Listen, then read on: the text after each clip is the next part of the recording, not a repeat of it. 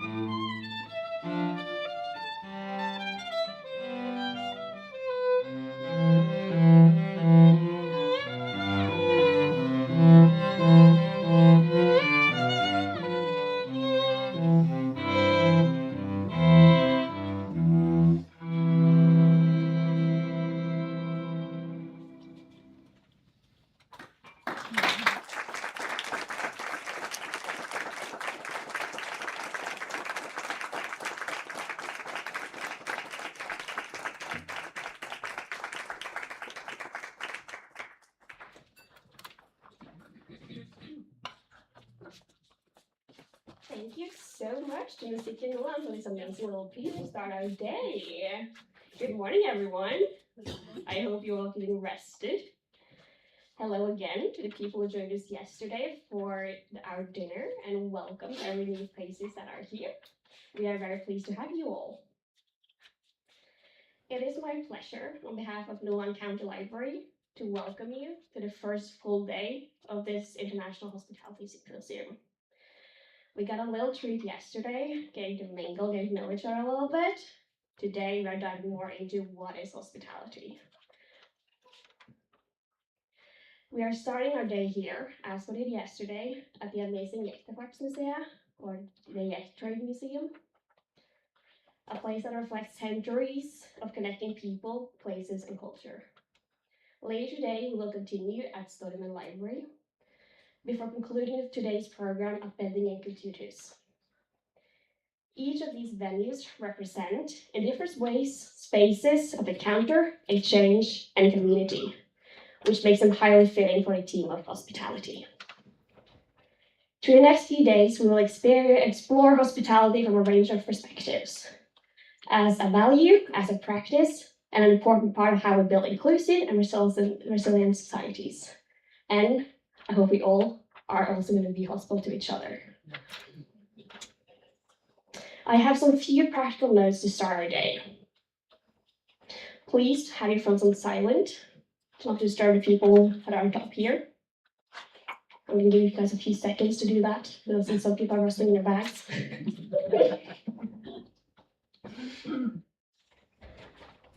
And then the name tag you'll have gotten that are hopefully around most of you guys' necks right now, it is quite important. It is acting as your ticket throughout all these events, and it's important that we know who you all are, especially for later tonight, who's having dinner, and also who's going to be on the boat to rest tomorrow. So please keep that leisure at all times so we can keep you all guys safe and in control. We also have a little hashtag because we want to see your guys' experience of what we are doing. So if you guys are taking photos, videos, which I'm guessing a lot of you guys are going to be doing, please share them with us through either the hashtag Hospitality-symposium or tag us Nordland Fylkesbibliotek. And then finally, for practical information, the people who are organizing this event, we are wearing black lanyards, like myself. So if you guys have any questions, need help, or anything like that, please seek one of us out and ask. We are here to help you guys. And I just want to mention, because the name tags have this amazing little piece of art, which is also here in front of me and all of you guys. It's also what's going to tie this whole event together. That is made by the amazing Tone Bjordam. And she's also contributed a lot of other works to this event as well, which you will get to know more later. Now it is my pleasure to announce our first speaker. Some of you know him a little already. He was our host yesterday. Today we will learn more about this place we are in, and as well as how hospitality played an important role in encountering change through the Gjekt. So please give me a hand in welcoming Magnus Sivertsen Søvik, Curator of Learning and Public Program here at the Jektefartsmuseet.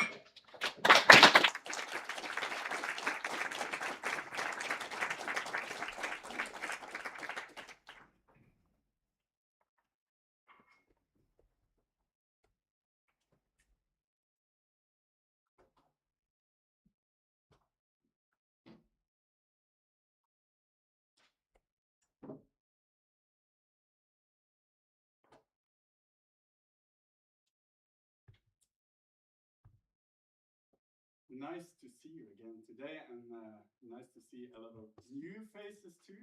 And I'm really looking forward also to getting to know more people these days.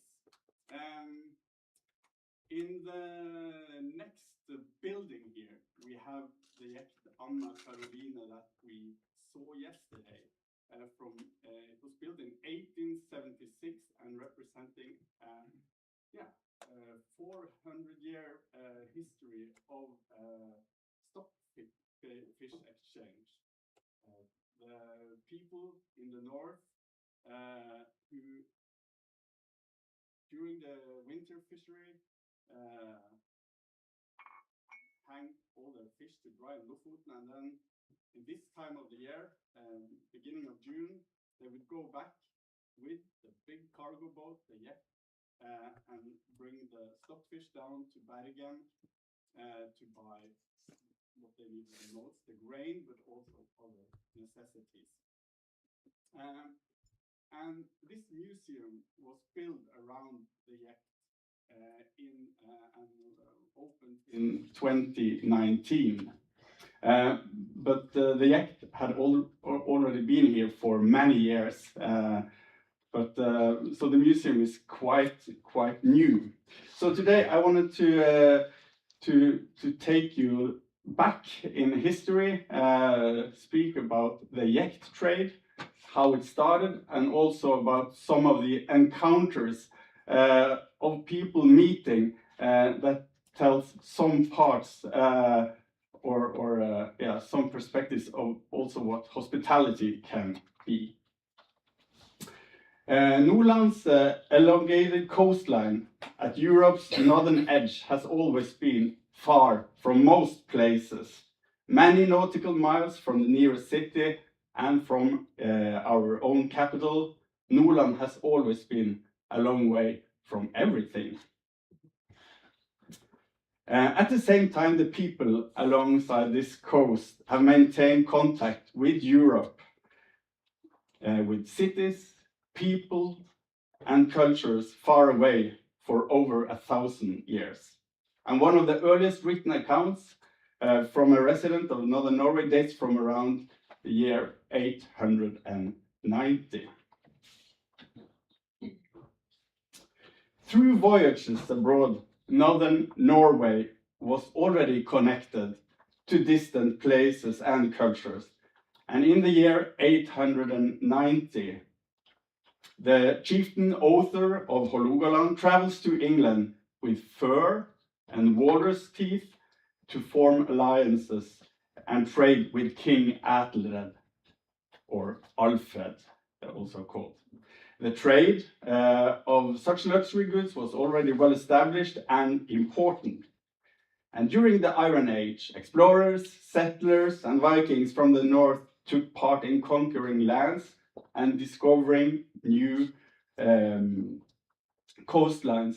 And in the centuries after Other, the trade in stockfish and cod liver oil from the north to Europe also began.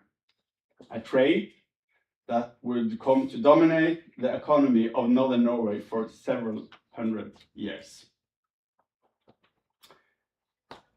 Danish crusaders visiting Bergen in 1191 writes that its harbor was piled with an abundance of stockfish.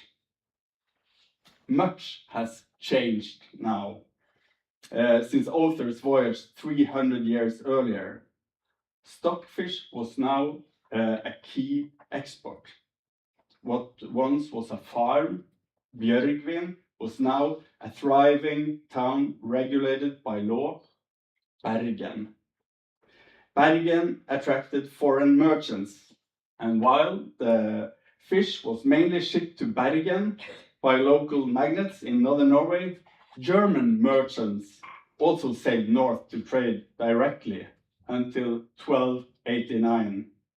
Then a law that forbade them to sail north to Bergen, and after that the trade had to go through Bergen.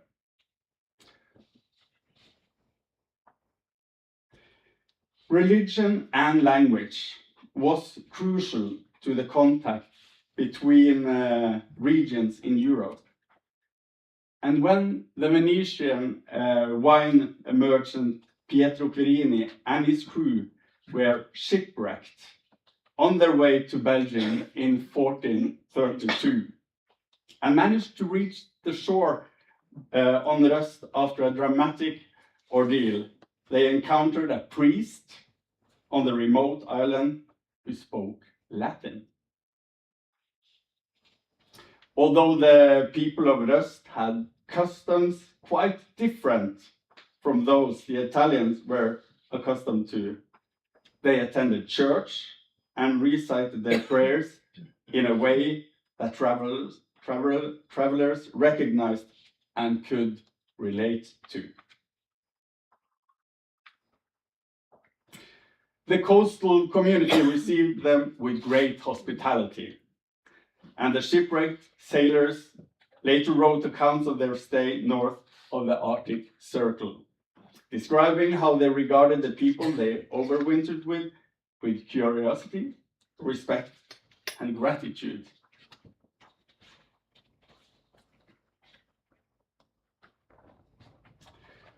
Through trade and its connection with Bergen, the people of northern Norway from the Middle Ages onward were in contact with European merchants and European culture.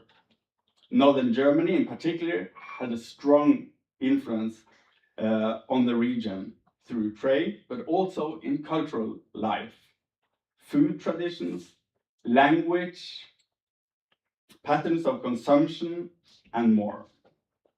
The goods offered for sale by German merchants in Bergen were quickly adopted by the people of the north and became part of their own culture.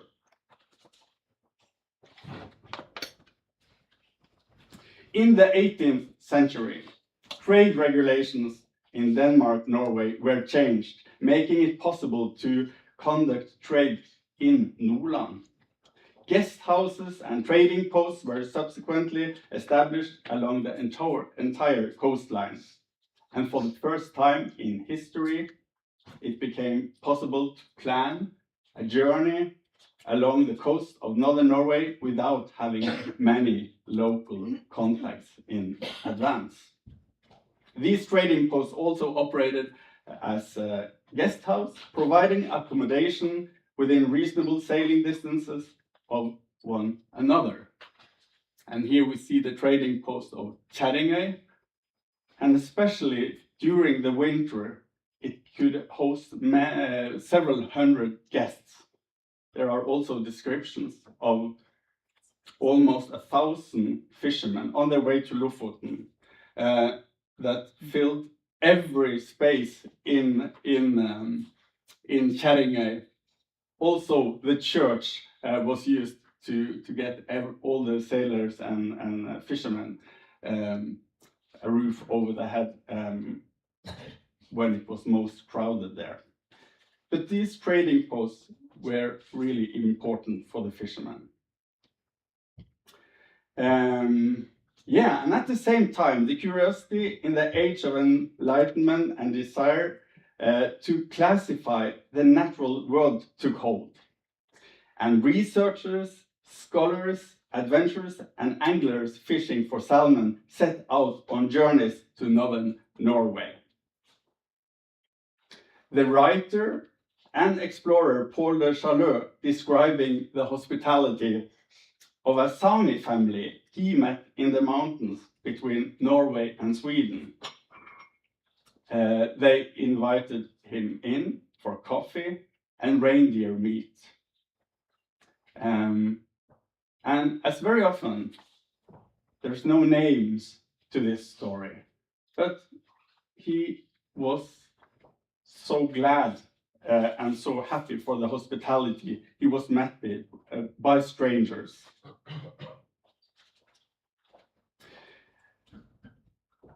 The hospitality encountered by European scholars of upper classes in the north was different from what they were accustomed to at home.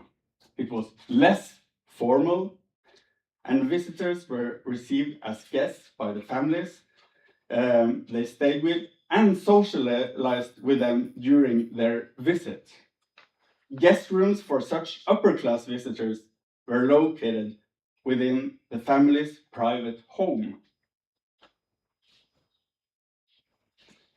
Yet, even though the smell of stockfish drying on racks just outside was unfamiliar, and many local customs seemed foreign, they also encountered another Norwegian merchant class that was strongly influenced by the same cultures of which the visitors themselves were a part of. They played the piano, the violin, and had read European authors, and wore dresses and hats that could just as well have been purchased in Hamburg or London or Bergen. Yeah, I say Bergen. Friedrich Boye, a German ornithologist, visited Nordland in 1870. He wrote about his journey in the published diary Tagebuch gehalten auf eine Reise durch Norwegen im Jahre 1817, and wrote the following about his encounter with northern Norwegian hospitality. So I'll read, and it's not the best translation, but yeah, you get an impression. So he has been on his way up north. He's been to this area and visited also a house up here, a household, Bodegård, and he's also been to what was then the city center here, or just established as a city, Bodø and Hundholmen, and then he's going up to visit the people at Kjerringøy. In the early morning, in the early morning of the 10th, we rounded Løp, the residence of the present county commissioner, and had before us a view of the Westfjord, which here is not so easily surveyed in its entirety. Later, our prospect was curtailed by Landegod, toward which the boat slowly drew in the continuing calm. By midday, the cliff was at last passed, and in the evening we landed at Kjerringøy, which, like Bodegård, is encircled by a delightful grove of birch, and where Mr. Sverdrup and his family received us with true Nordic hospitality. The woodland exerted upon us so irresistible an attraction that we begged leave to remain there for a few hours, which was graciously granted. Later, over the punch, the company was for a second time readily persuaded to prolong our stay. The following day, the same occurred once more, and as the wind was not precisely favorable, we ultimately remained there for upwards of 3 days. B and I wandered incessantly about in this delicately decorated home, set so near the wilderness, and within our whole household there prevailed the most cheerful spirit, and as formerly at Forvik, Kjøtta, Koppardal, and Hundholmen, we found, much to our surprise and to the enhancement as social enjoyment, an English piano forte in the house.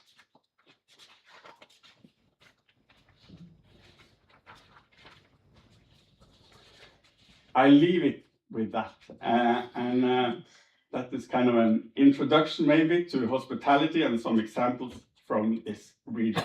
Thank you.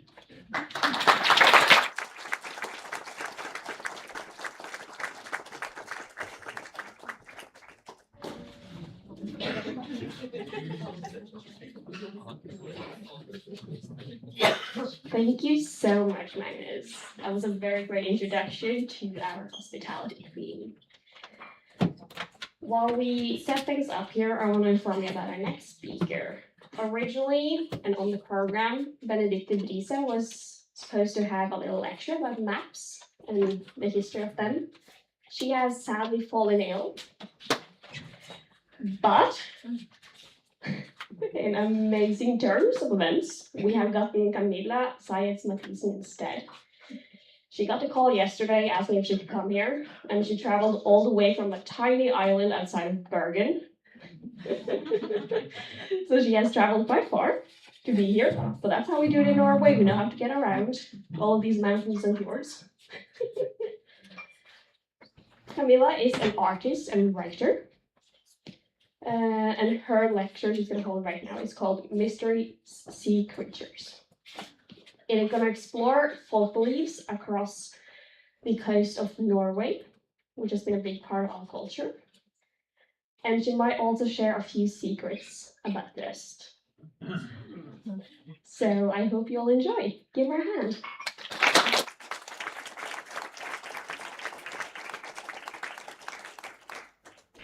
Thank you so much. I'm very happy to be here. I'm sorry if you've been looking forward to looking at beautiful old maps and hearing about them. Instead, you get to see this picture of my great uncle Henry. When he was a little boy, he was out fishing in the fjord with a friend. And suddenly the boys spotted something strange. It was a head that appeared from the fjord, unlike any animal the boys had ever seen before. It looked sort of like a horse's head, but without ears. And behind it, in the water, appeared like two curves. And the animal didn't seem to mind the boys in the boat. It just swam at great speed forwards. And the boys, they hurried home and told everybody about this strange encounter. But nobody believed them. They were only laughed at. But before he died in 2004, he swore to my grandmother that the story was all true. What creature they might have met in the fjord, we'll get back to a bit later. As she said, I live outside Bergen and in Bergen, but I grew up not far from here in Sørfold, in the same fjord where this encounter happened. And I've always been very interested in folk beliefs. But only as a grown-up, I realized that I knew more about the trolls and other forest spirits than I knew about the sea spirits, which was strange because I grew up by the fjord and both my grandfathers were fishermen. And both my parents grew up in villages with no roads because the sea was the road. The sea was everything. It was transport, food, trading, wealth, life and death. A lot of death, actually. The North Sea can be a very rough place. And a village could use its whole male population during one storm, and that happened. So in these conditions, it's no wonder that the sea spirits become very much alive a few generations back. They represented the forces of nature and in this harsh environment and help people dealing with loss and sorrow and explain inexplicable things. Now they have all but disappeared, so it has become my pet project to bring them back. So since 2008, I have been doing this project called Berg og Båre. I will not translate it, but I call it in English mysterious sea creatures. And I do workshop and stories for kids in public schools in a project together with Nordland County Council. And I've met almost 12,000 pupils since 2008. So I'm spreading it as good as I can, and also had a few talks in different museums and festivals in Norway. But it's only the second time I do this in English, so please bear with me if I stumble. This little sculpture showed up suddenly at the Oslo harbor, and nobody knew who made it and where it came from. And the media wrote about it and called it the birded mermaid. This is not a mermaid, it is a marmær. The word marmær comes from Old Norse marmenil, which means little merman. When I started this project, I hadn't heard about the marmær. And I asked my mother about it. How come I haven't heard about him? I live by the fjord. And she said, marmær, no, he doesn't come into the fjord. He stays out in the open sea, so we don't see him around here. So it was so natural that I hadn't met him. So he's been around for a long time. In Icelandic Landnámabók, written about 1,000 years ago, a guy called Grímur Ingjálsson meets a marmær on his travels from Norway to Iceland. And he asked this marmær where it would be good for him in Iceland to settle down. And this is a very typical marmær story. The marmær usually enters the boat through holding onto your fishing gear. So you can hold onto the fishing net to get up in your boat. And if it's very tiny, I forgot to say, he is a little merman. He can be like this small and all the way up to the size of a small child. And if it's very tiny, you can sit in the fishing hook to enter your boat. And if the marmær visits you on your boat, you're very, very lucky. But you have to treat him nice. You can see on the sculpture that it looks like he's freezing. That is because, like we tend to get cold if we stay too long in the sea, the marmær tends to get cold if he stays too long in the air. So if he comes up in the boat, it could be good to give him like a piece of clothing to warm himself on, like maybe a mitten or a hat to sit in. This is very small. And then maybe he would like to join you a bit on the boat, and if you're very lucky, he will let you ask him some questions, because the most great thing about marmær is that he can answer any question. He knows everything from the past, the present, and the future. He knows the best fishing spots. He knows what the weather's going to be. He knows where hidden treasures are buried. So it's good to have some good questions if you meet Marmaren, and it's good to think a bit before you ask him, because he doesn't have much patience for stupid people. So if you ask him a question that he finds stupid, he will probably just make fun of you and laugh while he jumps back into sea, if you're lucky. Some people have asked Marmaren about the day they're going to die. When am I going to die? He finds these questions particularly stupid. And then he can be a bit, I don't know, ambivalent. You can say things like, if you live to see tomorrow, you will be an old man. So, but most of the times, if you meet Marmaren, it just means good luck. As long as you listen to his warnings and do what he says, and you shouldn't insult him, even he could be a bit of a trickster. And usually when he speaks in rhymes. So sometimes you have to interpret what he's saying. And I've heard one of those rhymes. It goes like, it storms in the mountains, it rumbles at sea. Go home, oh man, who gave the sweater to me. So that's a warning rhyme from the Marmaren to a man who earlier gave him a sweater. So the Marmaren came back to warn him about the coming storm so he would survive. So they can do that as well. So he can be a bit dangerous when annoyed, but mostly he's kind. And that goes for almost all the sea spirits. They're not pure evil or pure good. They can be like us. They have the potential for both in them. But there are some exceptions though. And one of them is this guy, Draugen. And this is Theodor Kitterson's version of Draugen. The word draug just means dead person, and that's what it is, or maybe an undead, a kind of sea zombie. And he travels around in a boat, not his boat, a boat that he has stolen from some people that he drowned.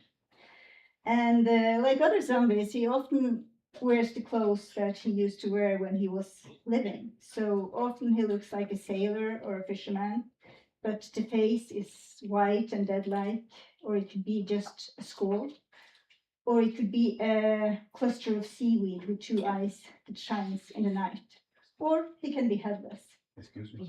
Yes, Can you repeat the name? Draugen. Yeah.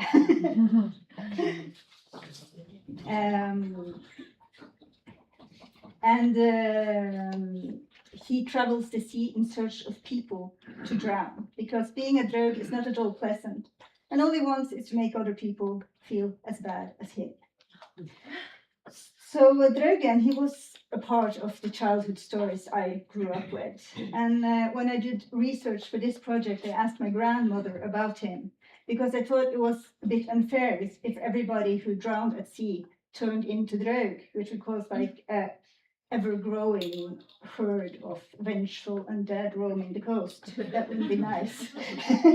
But luckily that's not the case. My grandmother told me that only the people who are meant to go to hell when they die turn into draug when they drown. So that explains the evil nature of this spirit. Sometimes Draugen comes ashore. He doesn't go far up on the shore, but he can stay close to the sea. And he can be a bit childish. He makes a mess in the boathouse and loosens the mooring so the boats drift off. And sometimes he can disguise himself as a big rock covered in seaweed. And big rocks covered in seaweed you should never bring into your boat, because if it turns out to be a draug in disguise, you will notice when you leave that the boat will seem slower and harder to manage. And when you're as far out that there's no hope, it will become a sinking rock and will sink the boat and drown everybody in it. Sometimes the draug will challenge you to a race, and then if you don't beat him, he will take you. But luckily, he's not invincible. It's possible to beat the draug. You can outsail him if you're a great sailor. And also, if you're strong, it's possible to defeat him with brute force. I met a kid in Västerås who said that his grandfather met a drug and hit him in the head with an oar and got away. And hitting him or throwing things at him, that might often help to get him away, but not always. He fears fire, steel, silver, and the sign of the cross. So all of these things can be used. But if you're tempted to use the knife to defend yourself against the drug, there's a trick. You have to use the handle instead of the blade. Because if you use the blade, it goes into your own chest. So that's a trick, nasty trick that he has. And also, next time you're at the cemetery, you should collect some soil from the cemetery and put it in your pocket for when at sea. Because if the drug attacks, you can throw it at him. Then he will go away. But be careful if you don't do this too far from the sea, from the shore, because sometimes Drögen leaves the boat with such a force that it breaks in half. Then he steals half the boat, while the rest goes down with the crew. And that's why he's often seen sailing in half a boat. So one more thing that works very well to get the drög away, and that's excrement. The drög does not like poo, I can understand him. So if you're very afraid of the drög or scared of him, you can put some of that on your boat or on your mooring. People did that before to keep the drög away. And he will stay away, but it's good to remember that this works very well on living people too. The next creature I will tell you about is sort of the opposite of the drög. Where the drög makes a mess, he keeps things in order. Where the drög destroys, he fixes. And where the drög kills, he saves. And that's the båtnisse, the boat nisse. And nisse is usually a household spirit in Norwegian mythology and folklore. Like the British Hobe spirit, and it is invisible, so there's not many pictures of it, but yeah, the boat nisse looks a bit like this is the barn nisse, the fjøs nisse. Boat nisse looks a lot like him. This is also Kittelsen's version of that. He's short, dressed in grey, wrinkled face and a long beard and a hat on his head. But the barn nisse, he's in charge of the livestock and he protects them, but he can be a bit of a trickster, he can be a bit rough. But the boat nisse is milder than the barn nisse. He keeps the vessel safe and neat and orderly, and he keeps rot and worms from entering the wood of the boat. And if he chooses your boat to live in, because he moves in if it comes, then you're very, very lucky. So he's also called Lykkekallen, the luck guy. And he will not move into any old boat. He chooses only well-built and strong boats. And he usually moves in when the boat is brand new. And he sticks with it to the end usually. We don't really know much about where he comes from, but some people believe that he comes from the tree which is used to make the keel of the boat he moves in with. So that he actually is a forest spirit with a bit nomadic soul. He would like to travel in a boat. I said he was invisible, but he can make himself visible to if he has like something very important to tell you or to warn you about. It's more normal to hear him. Maybe you can hear him humming and walking about in the boat and mumbling to himself. That's a good sign. Then you're safe to leave the shore. But if he stumps and shouts and makes noise, it's good to stay ashore a few days because then the weather is probably going to be bad. He doesn't demand much. Maybe, he demands that you take good care of your boat and that you don't get drunk while you use the boat. And also on Christmas Eve, he would like some nice food and maybe a schnapps. If he gets that, he will stay happy and keep you and the boat safe, also from bad spirits like Drög.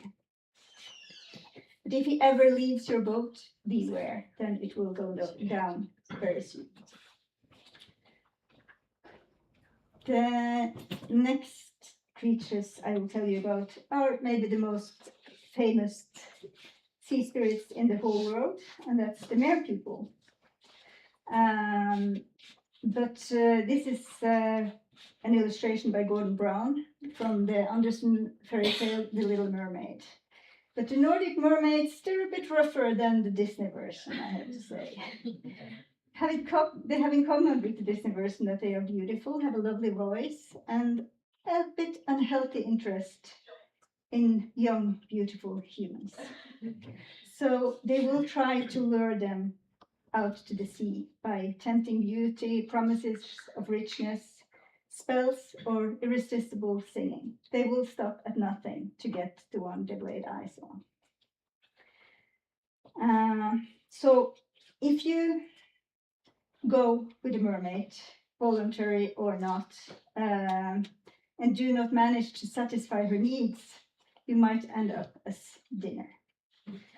It is said that the ringing of church bells might lessen the magic of the mermaids, but if you ever manage to get out of her grip, the chances are you will never quite be yourself again after that. There are also nice stories about people who have chosen to move down to the sea and made a family with mermaids or mermen, or that have helped them out of fishermen's nets or given them an offering and had good luck and stuff like that. But kidnappings are more common, I have to say. But there is also an older, ancient, more dangerous mermaid. She is called Margigra. Mar is the sea, and Gigra is a giant or a troll.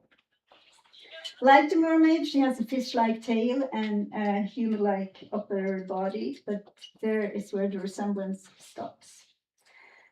She has long webbed fingers, big breasts, a big ugly head with long, messy hair, wrinkled skin, sharp eyes, and a broad mouth. And she's strong enough to just tear down ships with her hands and eat the drowning sailors like they were candy. And she thrives in bad weather and is known to attack unprovoked. But she's also a romantic. She falls in love, and she's very picky about her romances. She prefers royal blood. And some of these monsters have the ability to shapeshift. So in the disguise of a human woman, they can go ashore. And in this disguise, sometimes they've managed to trick royalty into believing that they are normal women. And these encounters sometimes lead to children being born. The children of Margigra, even if they look human, they have a really rough time adapting to human society. Olaf Haraldsson, Saint Olaf, he is one of the few who is said to have met Margigra and survived it on 2 occasions, actually. But even if sharp swords and religion, this combination sometimes has worked, it's better to just stay away from her. That's my advice to you. And it's not too hard, because you should just stay away from the sea during storms, because Margigra only shows herself in her true form during big storms. If you're royalty, if you have blue blood, that's another story. Then I can't help you. Okay. The next creature I will tell you about is not really a spirit. It's more like an animal. It's maybe our biggest and most mysterious sea creature. It's called kraken, but it is not an octopus, so I prefer to use the word sjöhorven that is also used about this. This illustration is from Olaus Magnus in 1555. And sjöhorven is more like a giant whale, and it's described that it's so big that it can gape over a whole fjord, and it is described as more a land than an animal because of its size. So it's by far the greatest sea monster. And on its back, it has some great stakes. They're high as flagpoles, and white or gray in color, so they can appear like a forest of dead trees. And this creature, it likes to lay in the surface, warm, sunny summer days. It looks like it enjoys the sun. But then sometimes it gets mistaken for a mysterious island. And unlucky adventurers that have gone ashore on this island and even tried to make fire there, they have disappeared, never to be seen again. If a fisherman from the north comes home with like so much fish that you have almost never seen it before, people can ask him, have you been fishing on Kraken? And this expression comes from the strange way that this creature hunts. After a meal, sjøhorven lets itself sink down to the bottom. And there it lays while the food digests, and it lets out a burp. And the burp contains nutritious leftovers from its last meal, which makes the sea grayish green and muddy, and attracts schools of fish that comes to feast, unknowing that they're about to become the next meal of sjøhorven. So it can just lay there and wait for the meal to come to it. So about that expression, imagine you're out in your boat and you're fishing, you're a place where you've been many times before, but you get so much fish and all kinds of fish, it's very strange. And then you realize it seems like it's more shallow than it usually is here. Then you're probably fishing over sjøhorven, fishing on Kraken. Experienced fishermen know how to deal with a situation like this. You have to fish all you can very fast and then manage to get away in time. If you spot a forest of dead trees underneath the boat, it is too late. You are gone. The species that we see in the surface, they're huge, usually often males. But even if they're big, they're nothing compared to the female of this creature. It can lay on the bottom of the sea out in the open ocean for years at a time. It's way too big to enter the fjords. And it's speculated that it's just one individual in the whole world, because if not, the sea would be emptied of fish.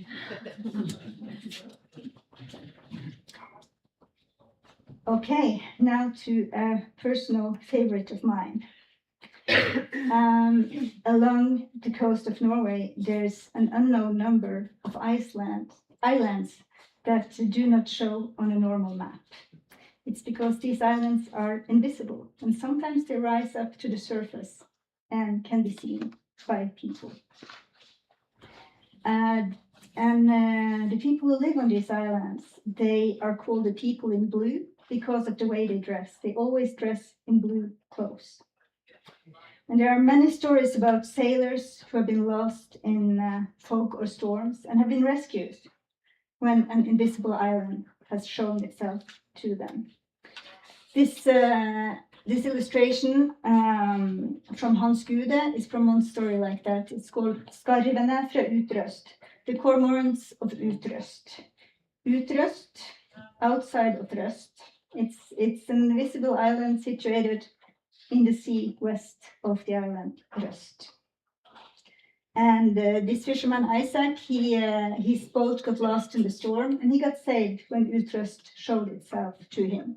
And these cormorants are not regular birds; they are people in blue that have the ability to shapeshift. Utrøst is the most well-known invisible island.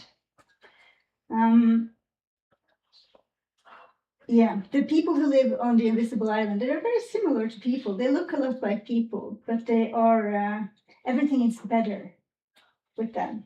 They are more beautiful than us, they are richer than us, they have nicer farms, nicer boats, they're better fishermen, everything is better. The grass is greener on the invisible islands. So they live in a world sort of parallel to us, where everything is rich and plentiful. They also have their own churches, their own religion, that we don't know too much about. They have impressive harbors, and like other traders that we heard about recently, they would take their stockfish and travel to Bergen with Jekt, with the same kind of boat that people use, and sell their stockfish on the markets in Bergen a parallel invisible market happening at the same time as the human market. So they had also had their own Jekt trade. If they still have it, I don't know. And like other spirits, they can be dangerous if they're annoyed.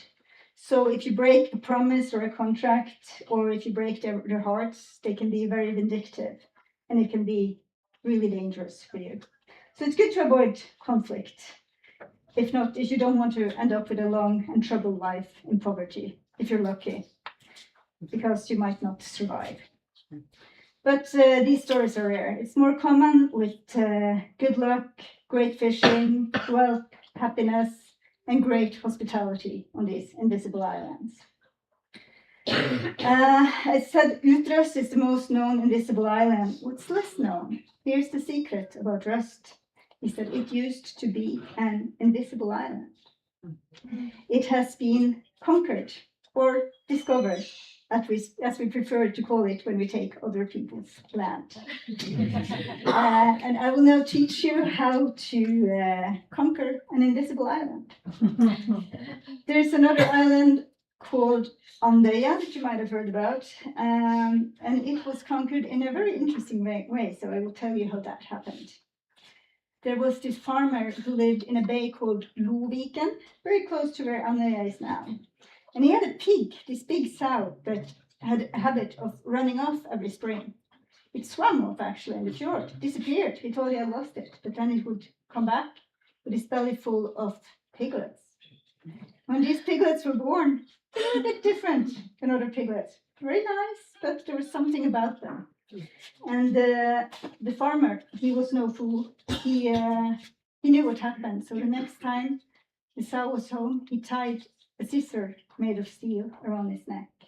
So the next time she swam off to encounter the invisible pig boyfriend on the invisible island, the moment she stepped ashore, the island turned visible forever.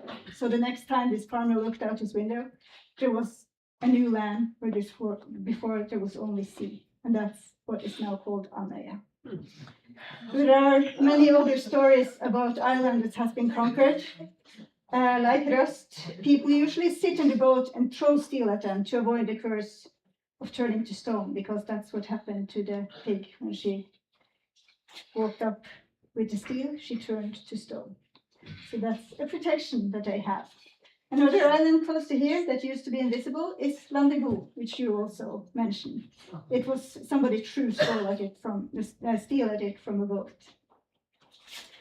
And I promised you a map, not a nice one, but here are the known invisible islands. Some of them have names, some of them not, that I found stories about. So you see Utrøst, outside Røst, and there's an unnamed one in the middle of Vestfjord. And also here, a bit more spread, these are the conquered invisible islands.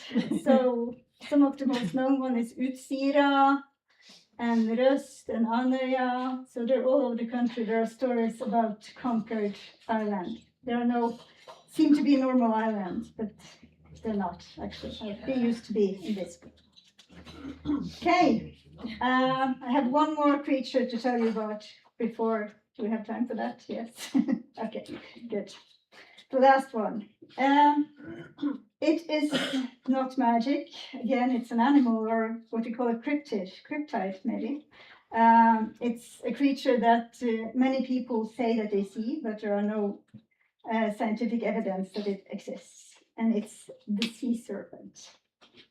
Here is Kittelson's version of a very aggressive sea serpent attacking a boat, which is very rare, I have to say. The sea serpent is a big gray serpent that moves with an ondular movement in the sea, and it's thick as a barrel or thicker, and it can be anything from 20 meters and up to 80 meters. And it stinks. There's a horrible, horrible smell from this animal. And it usually shows itself on warm summer days. And it can follow a ship, but it's not that normal that it attacks. It's more normal that it goes up on shore if there's livestock near the shore, and it can take that. And like the European eel, it lives both in salt water and in fresh water. So the serpent-like creatures we know from the Great Lakes is the same species actually as the sea serpent. But after like the fishing fleet was motorized in Norway at the dawn of the 20th century, the observations of the sea serpents in the actual sea went down. But we still see them. There's still people who claim to see sea serpents in lakes in Norway almost every year. The media still writes about that. The most famous one is the one in the lake Seljord, a huge lake, the Norwegian Loch Ness. Years ago, this guy, Jan Ove Sundberg, he said that he had met this or spotted this serpent many times. So he said he would catch it. He whipped a big trap, put it in Seljord Lake, but of course he failed. So it's still roaming free to the Seljord serpent. I said that attacks on boats are rare, but they can follow boats sometimes. Maybe like whales, they can be curious. But if there's like an 80-meter long sea serpent that follows your boat, it can be a bit threatening, I think. So it's good to have some tricks. The one thing you can do is to turn your boat towards the sun, because the sea serpent doesn't like to get the strong light in its eyes. If that doesn't help, you should have some sea serpent powder ready in your pocket. Not the pocket where you keep the graveyard soil to keep the dirt away, the other pocket. And you can throw it at the sea serpent. Sea serpent powder can be made from a very special piece of the beaver. A secretion of the beaver's sex glands, actually, that are dried and smoked and pulverized. And it has a strong smell, and this is called castoreum, this stuff. And it used to be very popular. They used to sell it at the pharmacies, used to many different things, but also to keep away sea serpents and other serpents. And some boats along the coast, some parts of Norway, they had special chambers in their boats to keep sea serpent powder at all times, so they would be safe from the sea serpent. If you don't have access to beaver, you can also make sea serpent powder from a plant that is called ferula plant, the roots of the ferula plant. It's called devil's dung because it has a strong smell to it as well. There is also, of course, many other mystical sea creatures that I have not mentioned today. We have shapeshifters, of course, like the selkie. They're also real in Norway. Often women that can take off their skin, their seal skin, and go on shore, like looking like a woman. And we have a special kind of witch that travels in a tub that can turn into a reef and smash your boat. And of course, the coast is swarming with dead sailors and ghost ships. But that will have to be for another talk. Thank you so much.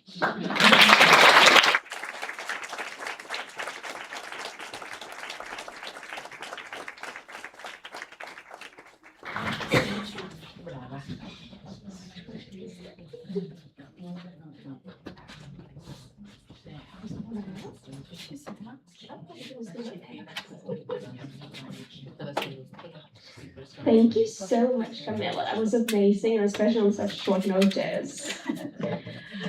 I think we all feel ready to go by boat tomorrow, don't we? Get your sewing ready and your powder. Does anyone have access to a beaver? I would really like one. Yeah, beaver, amazing, that's settled. Well, I didn't bring it with me though. Oh no. You're probably figure something out. You're probably safe. Now there is going to be a little break for you guys to talk to each other, compress what you've been seeing here. And I also believe there is going to be some coffee in the hallway for those of you who need to wake up a little bit more. Thank you. So about 15 minutes. If you guys can be back here, that would be amazing. Thank you.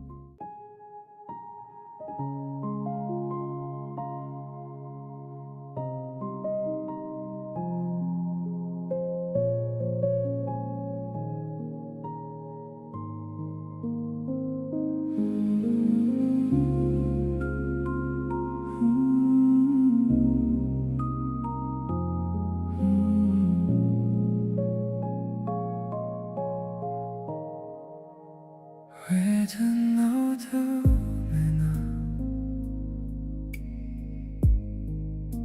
흩어지는 곳에서로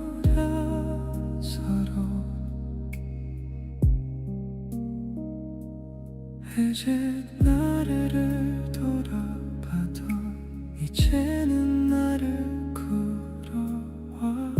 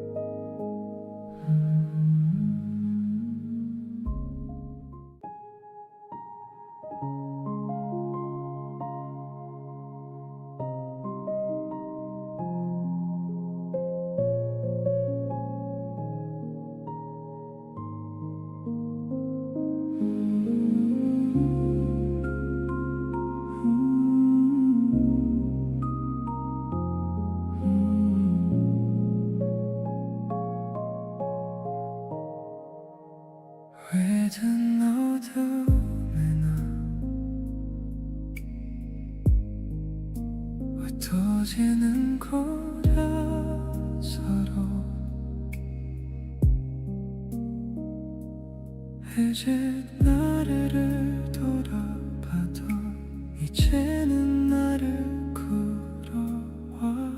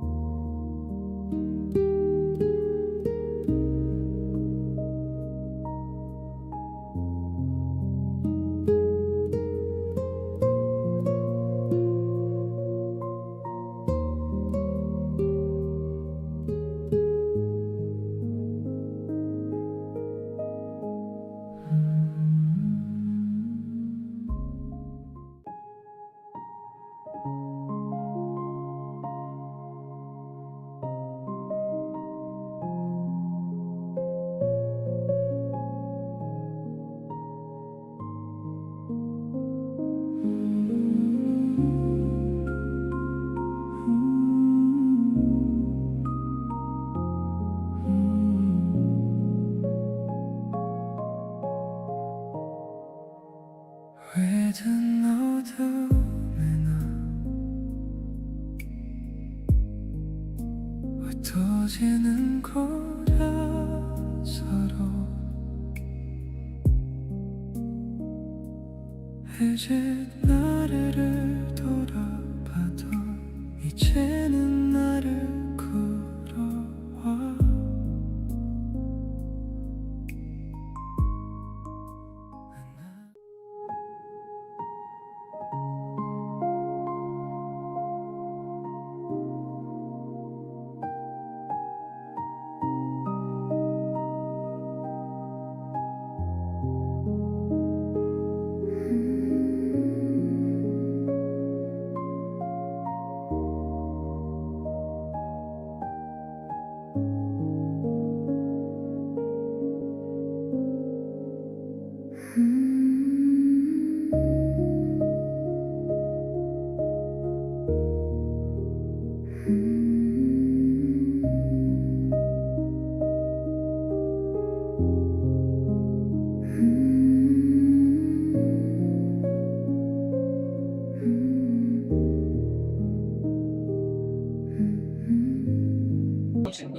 Hello, everyone.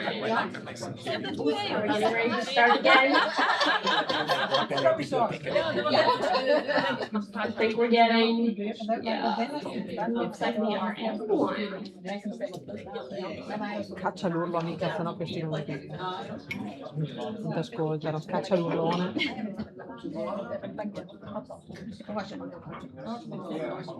I see that people are doing hospitality really well. You can't stop talking to each other. Especially our project leader.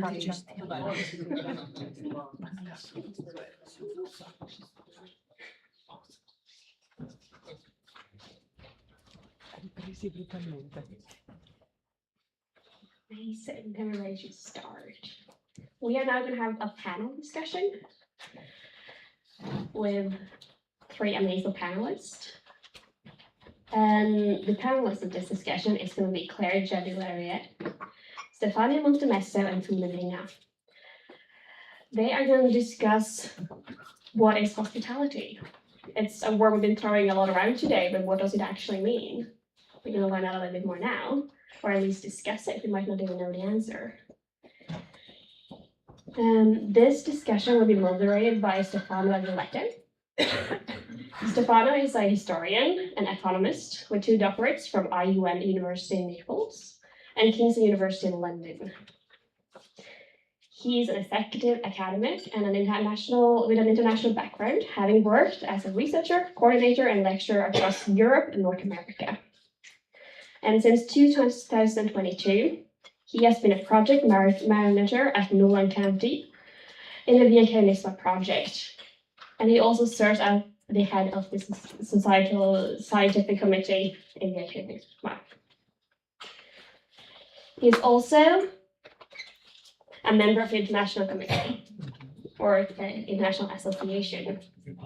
So please welcome Stefano, and he'll be doing more introduction on the panelists.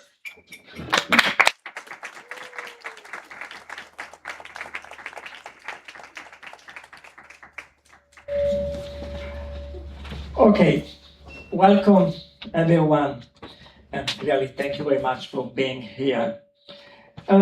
Before introducing our wonderful speakers, let me to begin with a very short reflection. We all know that this international symposium, so wonderful organized by our librarians, thank you again, is built about a fundamental question. What is hospitality? And it is a question that emerged directly from the story of Pietro Querini. Querini's voyage is often remembered as a story of navigation, shipwreck, and survival. But perhaps even more fundamentally, it is a story of hospitality. When Querini and his companions arrived in Rost in the winter of 1432, exhausted, vulnerable, and entirely dependent on others, they encountered a community of fishermen that chose to welcome them, care for them, and help them to survive. The encounter between the Venetian sailors and the inhabitants of Rost transformed a tragedy, because it was a tragedy, into one of the most extraordinary stories of cultural encounter, in my opinion, in European history. This is why Querini's story keeps speaking to us today. It speaks to values that are at the heart of the Via Querenissima project that is just certified by the European Council.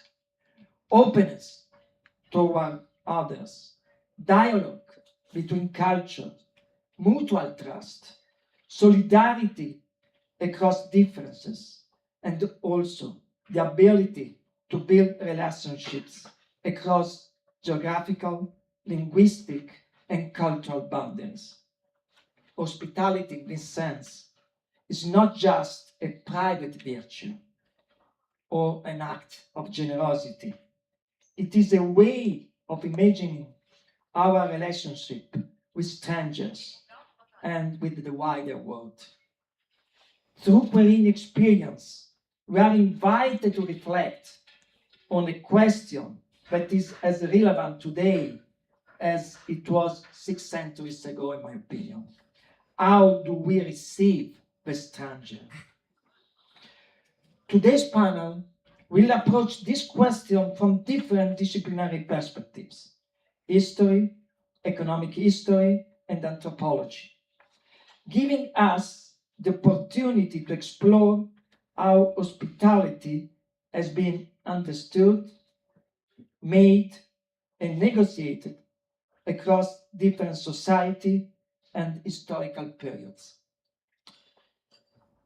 To do this, we have invited two really wonderful speakers, but I want to thank you to be here, to have accepted this invitation. Claire Schut de la Rivière from France, Stefania Montemezzo from Italy, and Tune Bringer from Norway. So,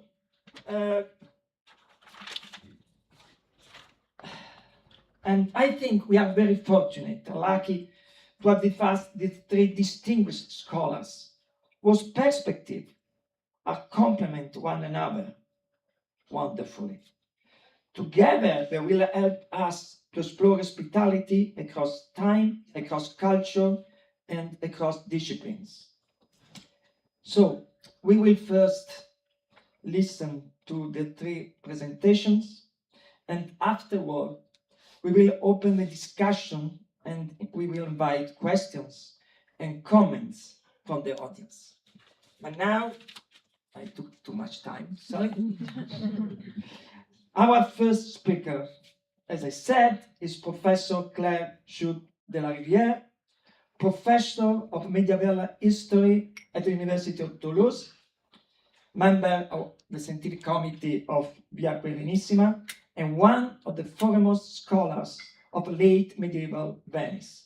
She's the author of the acclaimed monograph, The Revolt of Snowballs, Murano Confronts Venice, 1511. She has also a special connection to the Querini story, having translated for the first time the Querini's account into French and worked extensively on the original Venetian manuscript. So, the floor is yours, Claire.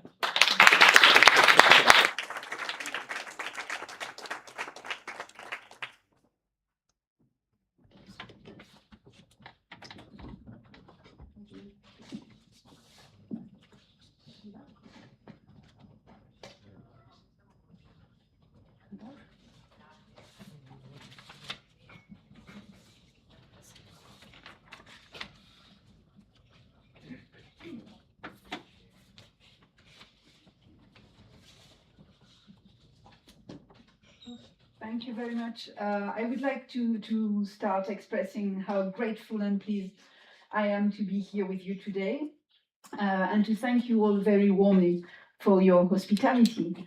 Thank you to Stefano Agnoletto and the Via Querenissima. Thank you to Norland Region, Marit Laland, and the fantastic team who organized the symposium. It is a great pleasure to have the opportunity to spend days together. And before presenting my paper, I would like to mention that I first heard about the Lofoten in the mid-1990s when I was beginning my PhD in Venice, studying the history of public navigation in the late Middle Ages. One morning in a bookshop near Rialto, someone told me about a group of sailors and their captain, Pietro Querini, who were shipwrecked beyond the Arctic Circle. A few years later, I searched for these texts and found them in the Marciana Library in Venice and the Vatican Library in Rome. And I translated them into French in 2005 and collaborated with Paolo Nelli for his rewriting of these texts into modern Italian in 2007. After all these years, this is my first visit to Buda and the Lofoten Islands, and I'm deeply moved to finally see where Pietro Querini and his crew were shipwrecked at the beginning of January 1432. So building on this extraordinary story, in my paper today, I would like to explore with you the concept of hospitality as experienced and recounted by these Mediterranean men who came to the Lofoten Islands almost 600 years ago. So to begin with, I would like to ask, what is hospitality? And to go back to the terminology and to the etymology of the term, reminding that in English, hospitality comes from the French hospitalité, a word that was coined in the 13th century that came from the Latin hospitalitas, and that meant at the beginning the free accommodation and the charitable spirit that characterizes the welcome given to the poor and travelers in convents. In the 16th century, the term evolved toward the mutual right to protection and shelter, the act of receiving, housing, and feeding someone without expecting anything in return. So as we know, the term has given also the term host, in French hôte, which comes from hospes hospitem in Latin, and host is both the person who offers or receives hospitality. And just to mention that hospes is derived from hostis, host in Latin, but it also, you can't see here, but it also, the word hostis also meant stranger, enemy, and that's also the word who gave hostile. So hostile and host has the same origin.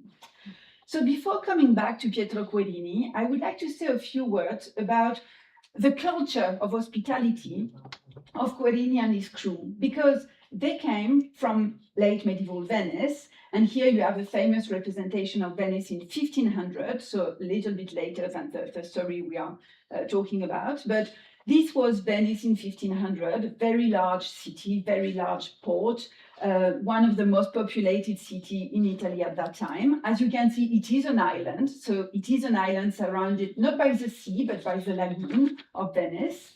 Venice also was the capital of an empire. Here you have the map of the Venetian Empire, which was created at the beginning of the 13th century after the Fourth Crusade.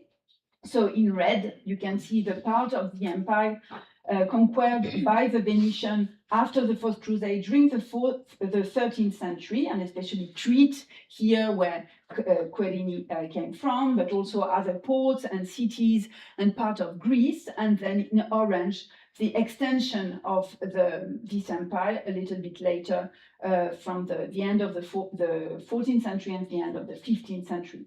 So Venice was the capital of this empire, and many people came to Venice regularly, obviously, because it was a commercial city, a commercial capital, and it meant that it was a place of arrival. So, as I said, it is an island. It means that when you arrived in Venice in the Middle Ages, obviously no bridge connected the island to the mainland, and people, first of all, had to come and arrive using boatmen. So you have here representation of these boatmen who worked a system called traghetti in Venetian, ferry. So you have this public system of ferry boats coming from the mainland, different parts in the mainland in Italy, coming to Venice regularly for a special price, So people who wanted to arrive to Venice, visitors, ambassadors, merchants, who came from the mainland had to use these traghetti, and obviously all the sailors and merchants who arrived through their boat in the port of Venice, in the southern area of Venice. At that time, a little bit later, but the first identity documents and certificates were invented in a way. We call them in general bollettini di sanità. So bollettini di sanità were health pass. So to show after the big plague of 1348, Black Death, you had a gradual system of documenting who you were, but especially that you were not ill. So this Bollettini di Sanità, this one is from 1599, so a little bit later, but are considered as the first document that could be used in order to show that you were not ill and so that you could stay in Venice. But you have many other places in Venice where people were able to meet the Venetian hospitality, spaces of arrival, as my colleague Rosa Salzberg called them and studied them. So among these places of hospitality in Venice, so the one who gave Pietro Querini and his crew their culture of hospitality, you had the famous inns and taverns. They're called osterie in Venetian. So these osterie were 20 of them. They were public osterie, like the Black Eagle, the White Lion, the St. George. Here you have a modern osteria, but you can imagine that it was slightly the same kind of architecture. So these osteria were reserved to special guests, rich merchants, visitors like ambassadors or representatives of princes. They were organized by the state. So the Serenissima also dealt with these osterie. And in general, Venetian did not have the right to go inside these osterie. So they were not taverns, the place where you could have a drink or have something to eat. They were reserved to special guests. Here are some pictures of these osterie today in Venice. But for the other visitors, for the ones who were not special guests, for the ones who were not specially rich, you had other places of arrival, like in Italian camere locande or albergarie, that we can translate as lodging houses. So you had many places in Venice where you had these lodging houses for normal inhabitants, migrants who wanted to settle in Venice, and they could be hosting these lodging houses, and some of them were reserved to special national groups. National in the sense that nations, it's a medieval category. In medieval sources, you find this word of nations. So in Italian, Casa di Comunità, so you had, for example, for the Greek, for the Dalmatian, for the Albanese, you could have some special casa di comunità. So it meant that somebody who was arriving from these places knew that he could find a place, a room to rent or a room to share for several nights before starting to settle in the city. And obviously, in the Middle Ages, hospitals and hospices were very important places of hospitality. Here you have the one of the Pietà, famous because later it will become the place where Vivaldi became master of music. So, Hospital of the Pietà. And you have this, they are complex institutions, but they are based on this idea of hospitality. A last famous place in Venice is the Fondaco dei Tedeschi. So the Fonduc is again a place that you find everywhere in the Mediterranean. There are places where merchants could keep their merchandises safe, and you have this inner space where you could put all the things that you wanted to trade, but also place to rest and also to live and to eat and to play together. So the Fondaco dei Tedeschi is one of the most famous in Venice because obviously it was reconstructed in the 16th century, and we have this fantastic space where we can imagine what was the hospitality of this merchant. So these elements were part of the culture that Pietro Querini and his crew, even though they had traveled around the Mediterranean, they were not Venetian, and it's a very complex category of what meant Venetian in the 15th century. But this was part of the thing they knew. So what happened to them? We know they arrived. So Pietro Querini, Cristoforo Fioravante and Niccolo De Michele, who are the three authors of the text we have. We keep about this adventure. They traveled in a cog like this one, like round, big ships that were traveling around the Mediterranean, but also the Atlantic facade. And as we know, they were supposed to go towards Flanders, but they met this big storm close to the Isle of Scilly, and from there they started to enter in this horrible adventure that we know ended well, being hosted in the Lofoten. So as I said, I translated the text at the beginning of the, I worked on this text in 2003, 2004. This is a manuscript of the Vaticana. So I went to the Biblioteca Apostolica Vaticana to find the original text. It is a story as Querini told it. This is a fantastic text, quite difficult to read, the writing, but also the language is not easy. It's an old Venetian, and sometimes some part was still quite unclear. Two stories, the one of Pietro Querini and the one of two men, Cristoforo Fioravante and Niccolo De Michele, who were on board. So two versions of the same story. And with these two stories, we know we are able to reconstruct the itinerary. But just to say that what happened in Lofoten happened at the beginning of 1432. So when they arrived in the 6th January, before being rescued the 5th of February, and leaving finally the 14th of May to go back towards south and to go back to Italy.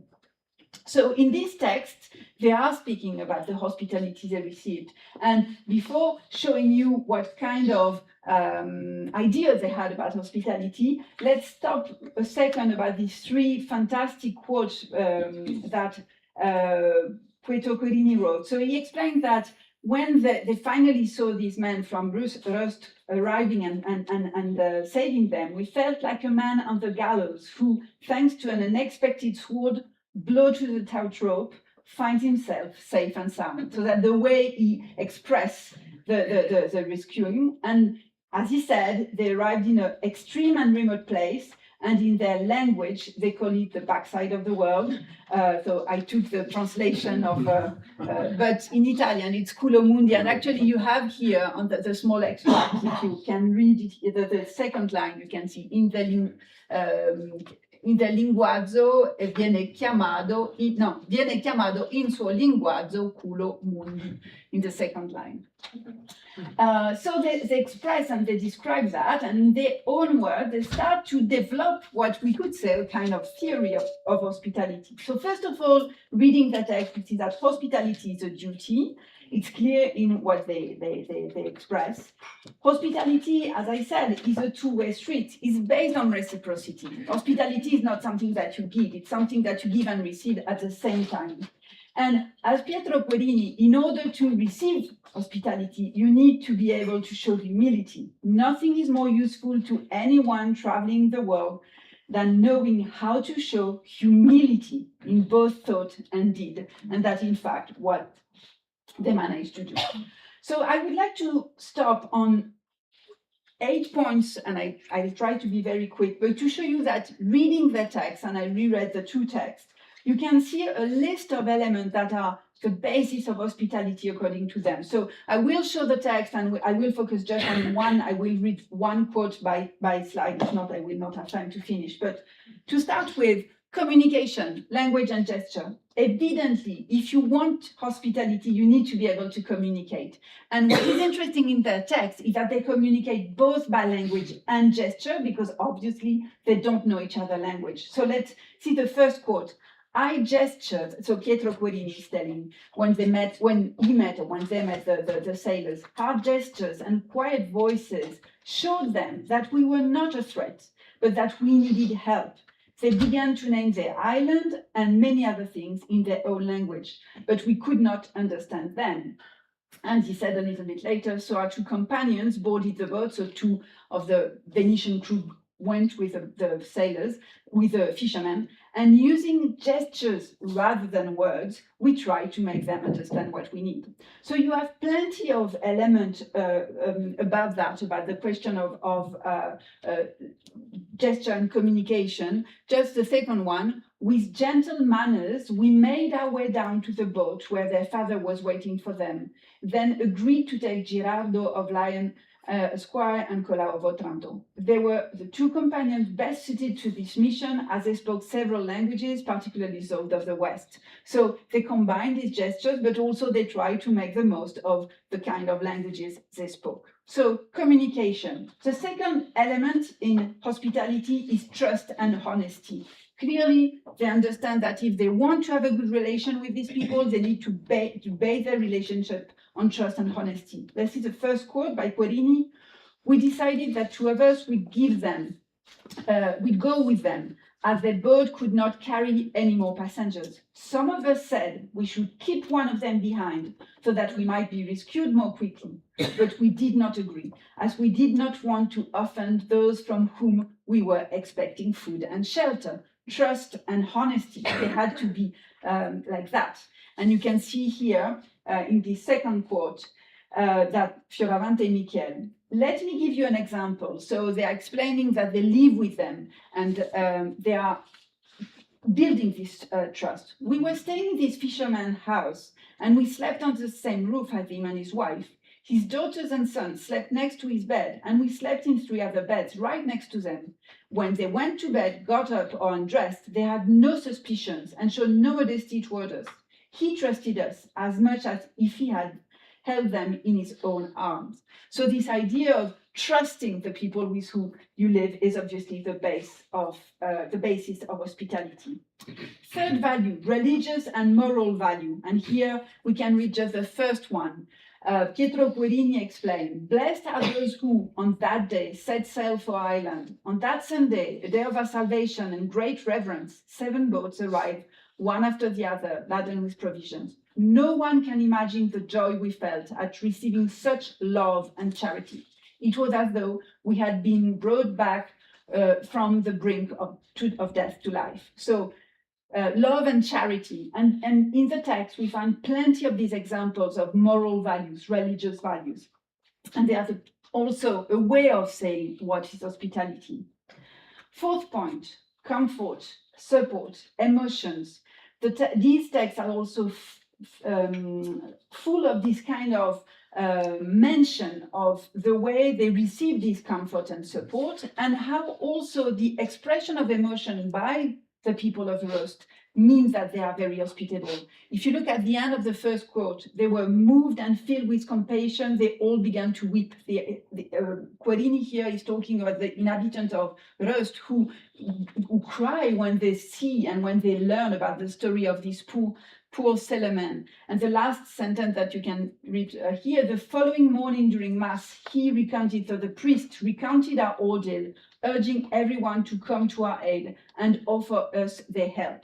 So this idea that hospitality is helping each other is very central in this text. So the fifth element, obviously, the first one we thought about is the question of home. Hospitality is related to a place where you ask people to come and to share with you. Here, Querini explained how it worked the first time he arrived in Rost. So he arrived, he's welcomed by the wife of a fisherman. She led me over to the fire and gave me a bowl of delicious milk. That's what is home, a fire and food. From then on, I was always in good company and held in a higher regard than the others. It is true that during the 3.5 months of our stay, I never turned down an opportunity to help them around the house, rocking a little girl to sleep, for example, or sweeping the house. So being home is also taking part of the service in home. And as you've seen, obviously, food is essential.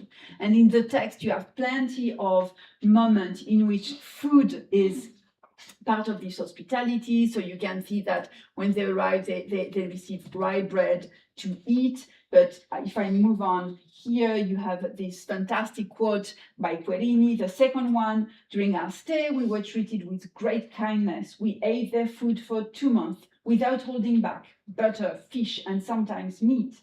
We could never get enough. And if that food hadn't had laxative properties, we would have died from overeating. Our medicine was freshly milked milk, for every head of the family had 4 or 6 small cows to provide for this household. So Food, obviously, is a central experience of hospitality.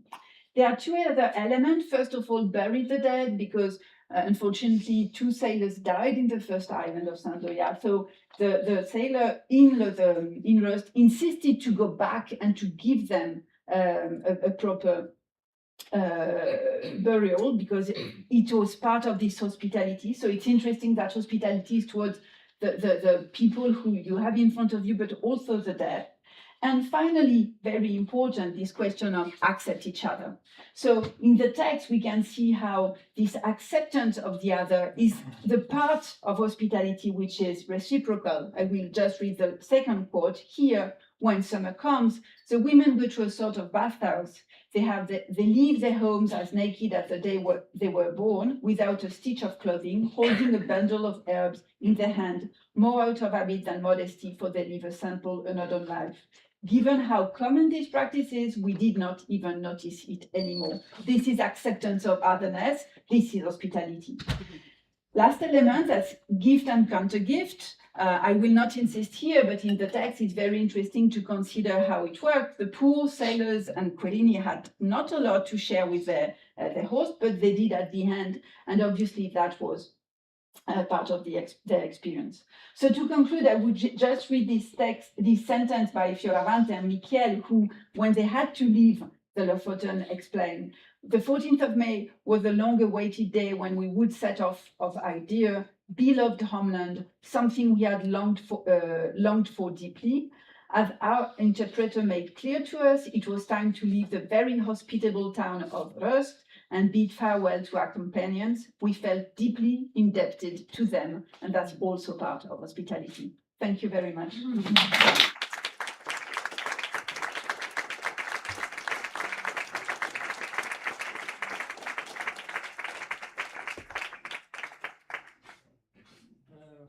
Merci, Claire. Thank you very much for this fascinating presentation. I took some notes, and what is very interesting that you have invited us to think about hospitality not as an abstract concept, but as a lived cultural experience, a real cultural experience. I think that was particularly interesting was your comparison between the forms of hospitality you could experience in 15th century Venice and the very different hospitality encountered by Querini and his companions in Rust. Through the words of the Venetians themselves, we have gained a deeper understanding of how they perceived and described the extraordinary encounter they experienced in Rust. Really, thank you very much. Merci.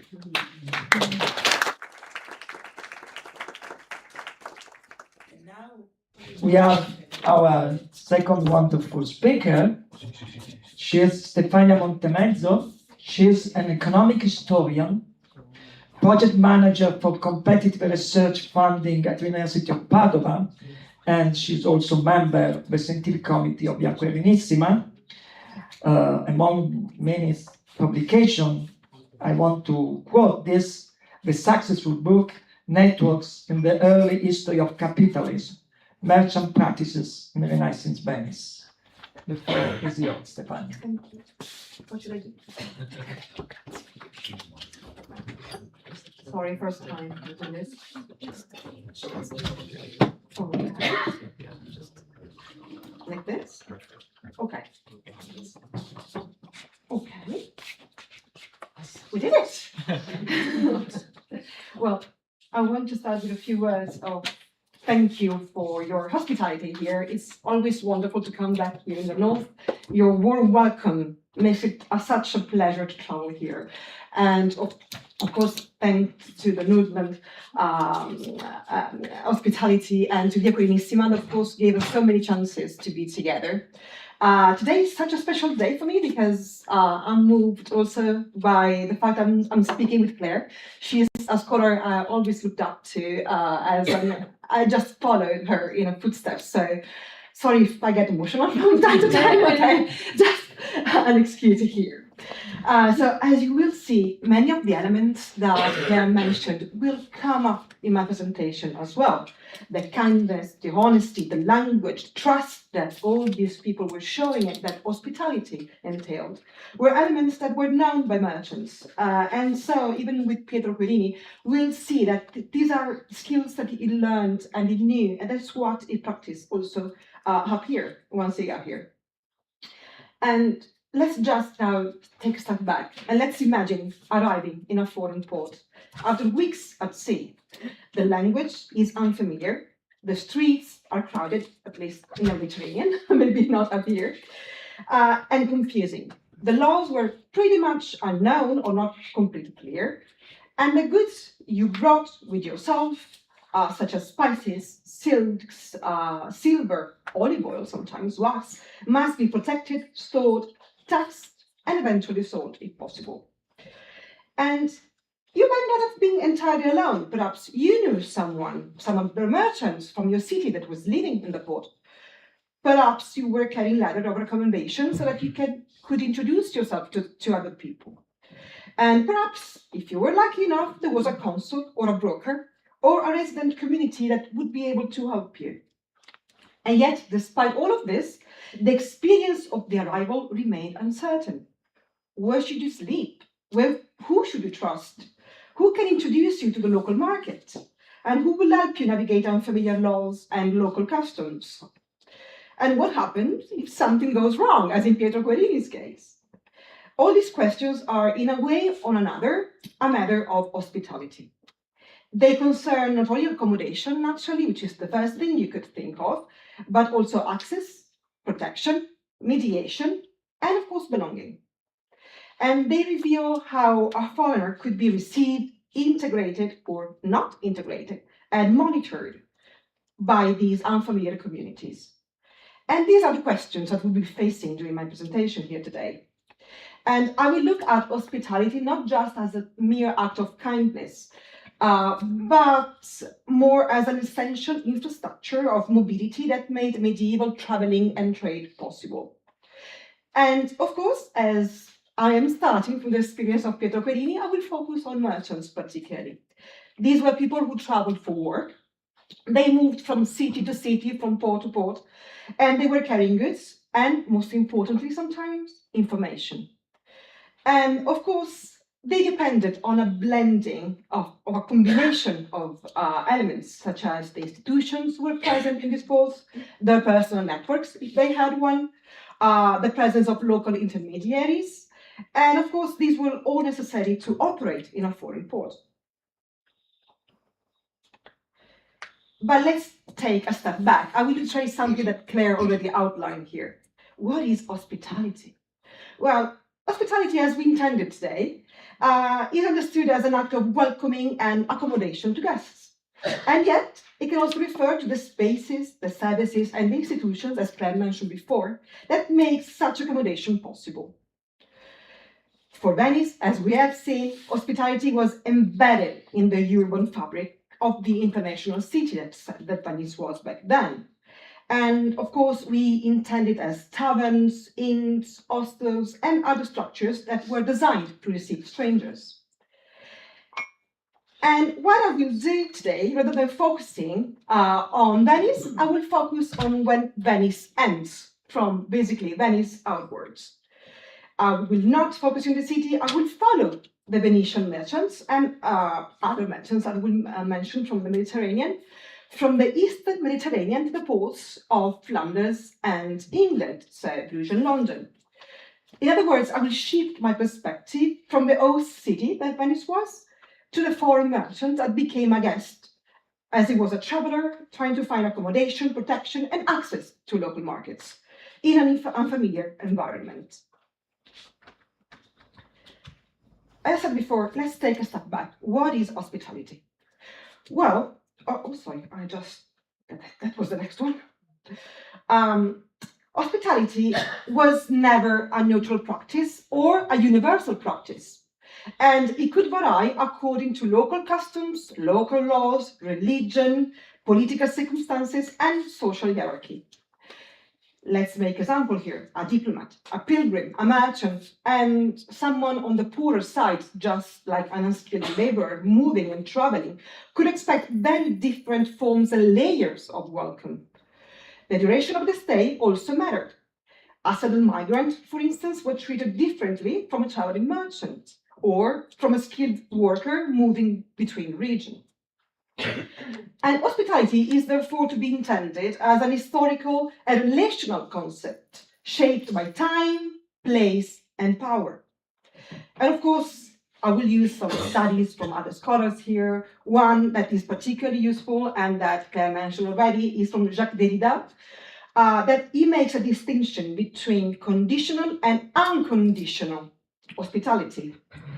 In this case, what we see, for instance, the first one, unconditional hospitality, let's start from that, is meant like a welcome to the unknown without imposing any condition. In this case, of course, Pietro Quirini's stories. He arrives here, no demands, nothing to offer, and yet he is welcomed, cared for, and helped. But, and in practice, medieval hospitality was more like this, we have also the conditional hospitality. And this is an hospitality that requires the stranger to identify themselves and, of course, accept the host's rules. As I said before, usually 90% of the time, the hospitality we see also today is conditional. You have to give something to receive something. And the host, who was the host? Well, when we talk about the host, of course, we can be talking about an individual, a person. But we can also be talking about a community, which is more common, or an institution, as we will see later. And of course, they remained in a position of authority. They were the one offering something. And when they welcomed a stranger, of course, this also meant that they would classify, monitor, and sometimes exclude the stranger who was arriving. And as Chris mentioned before, Derrida's studies, in Derrida's studies, he speaks about hospitality, which means, of course, hospitality that always contains the possibility of hostility inside of it. And this ambiguity is reflected in the Latin roots, as Claire said before, of hospice and hostis, which link the stranger to both the idea of being a guest and the idea of being a potential enemy. And hospitality, therefore, is not always about inclusion. It can also be about, and usually it was, in the case of merchants, about managing the difference and maintaining control. And as I said before, this ambiguity, these two elements are mostly present in the merchant world. Merchants, they were welcomed because they brought goods, money, information, and of course fiscal revenues, which is not to be underestimated. But they could also be perceived as competitors, creditors, and potentially dangerous foreigners. One example might be, for instance, in the 15th century in England, the Italian community was subject to the anti-alien movement because, of course, they were using tools like credit and leather and lettere di cambio, which were, of course, financial instruments that were perceived as a threat to the local economy. And therefore, they were chased, a few of them were killed, and they had to relocate in the south of England for a few years. But hospitality towards merchants was also something that kept being negotiated based on where you were. So, always a dance between protection and control.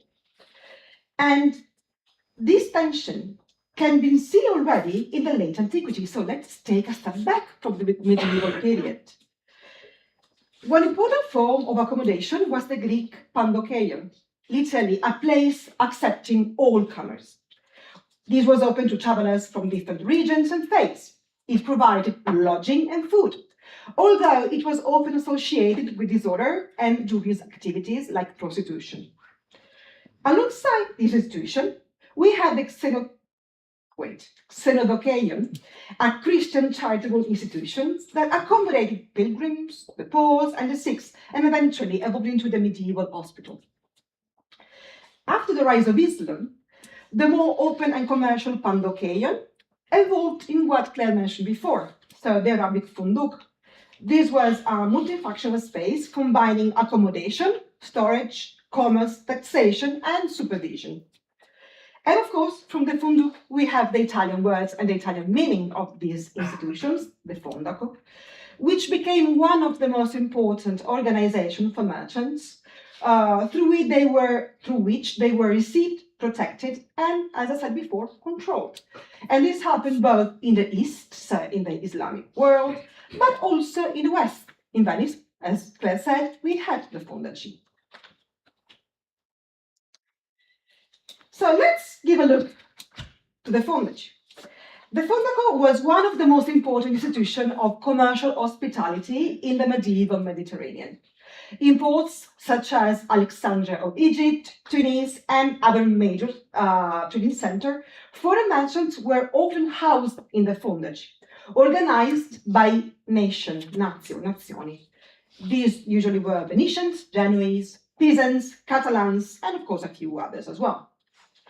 And these spaces provided security, accommodation, and storage facility, as you can see, and a degree of legal autonomy, as usually the consul could act also as a judge. These places also allowed merchants to maintain their language, which was kind of important with, of course, trading and trying to make business. They allowed local customs, food habits, which is a thing, and religious practices while living abroad. And yet the Fondaco was not just a place for protection. It was also a mechanism of control.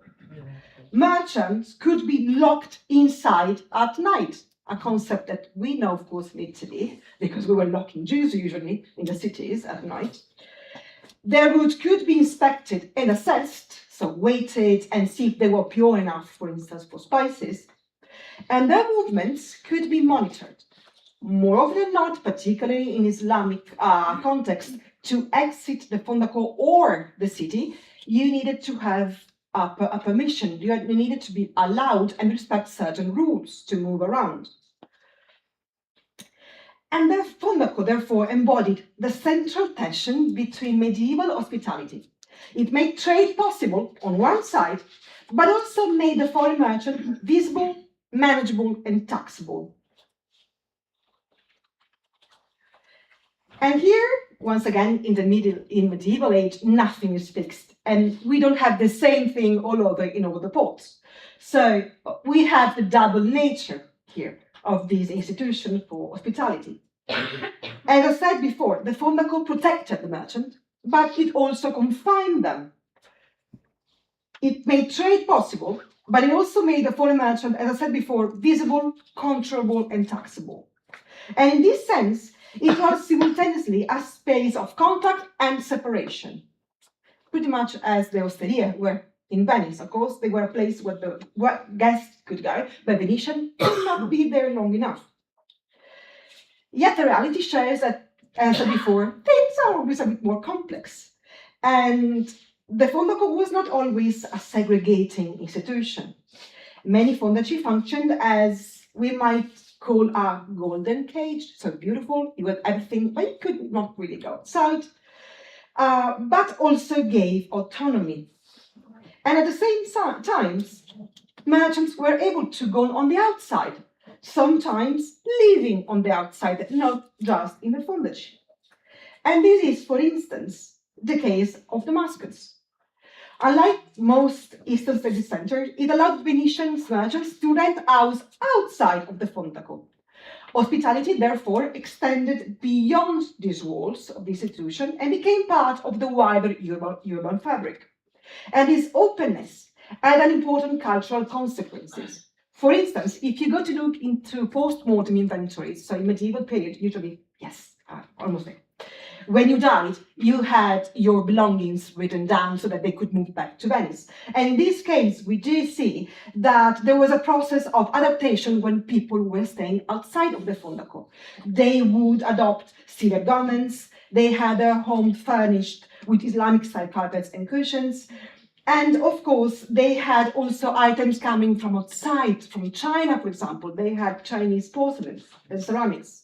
And therefore, we are not just looking at a simple accommodation outside of the Fondaco, because this experience could be a transformative experience, reshaping everyday practices. So how they dress, what they owned. And they were, as Venetians were saying, living alla moresca, in the Moors fashion.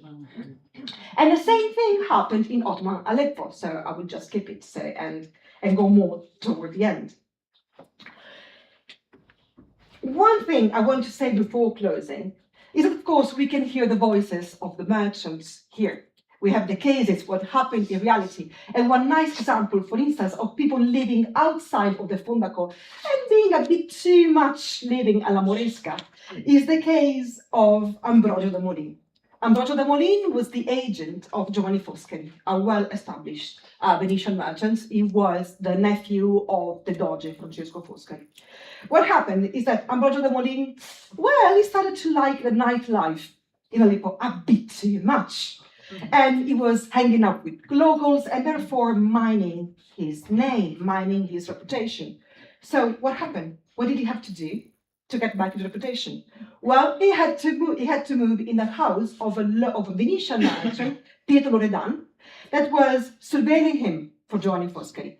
He was making sure he was working even at night in candlelight and not hanging out outside of the house too much, and therefore mixing his habits with the Moors, with the locals. So, of course, again, hospitality. It was between staying a bit in your community, stay a bit in the foreign community, but not getting them mixed up too much. And just a few words, and we'll go toward the end. If there is something I want you to take home from this paper, is that hospitality for merchants was a system of negotiated access.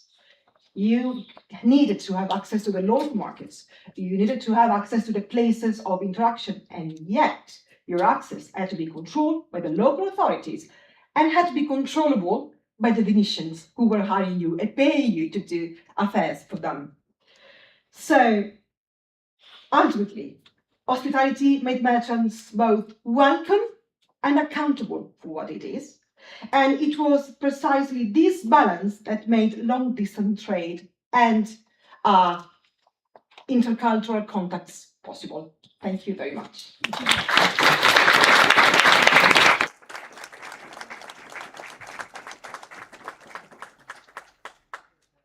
Grazie mille, Stefania. Thank you very much for this rich, insightful presentation. Again, I took some notes. I think you have offered us a broader picture of the different ways in which hospitality was made across medieval ports and commercial centers, showing how hospitality could take many forms and serve different functions. And your reflection reminded us that hospitality was not only moral value, but also a practical mechanism that enabled mobility, trade, communication, and trust across cultural boundaries. So thank you very much, really. And now I'm happy to go to the third wonderful speaker, Tuna Bringer. She's professor in social anthropology